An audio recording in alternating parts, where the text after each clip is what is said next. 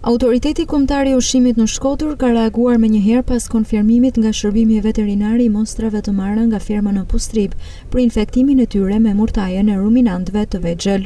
AKU ka ngritur një trup inspektuese që do jetë trup në bashkëpunim me AKVB në Shkodër mbi monitorimin e situatës.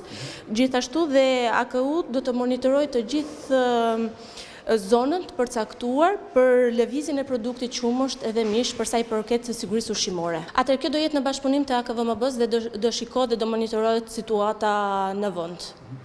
Si të shikohet e arsyeshme nga trupat inspektuese të dyja institucioneve, do bëhet edhe monitorimi dhe çdo masë e marr nga trupat inspektuese. Po presim edhe trupën inspektuese të AKVMB-s edhe të vazhdojmë me njëherë monitorimi. Specialisti i AKU thotë se janë marrë të gjitha mastat dhe kanë nisur kontrollet në terren duke garantuar qytetarët për sigurinë ushqimore.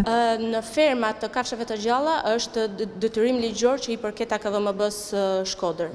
AKU ka të bëjë vetëm me stabilimentet e prodhimit, përpunimit dhe tregtimit produkteve ushqimore. Në çdo rast që kërkohet nga AKVMB mbështetje trupave inspektuese nga AKU Shkodër, patjetër që jemi bashkë, por që si fermë kafshëve të gjalla monitorohet nga AKVMB. Ne do përqendrohemi më shumë në ferma ku kanë drejtim, ferma që ka drejtim për qumësh dhe mish që i bie të jetë edhe konsum human.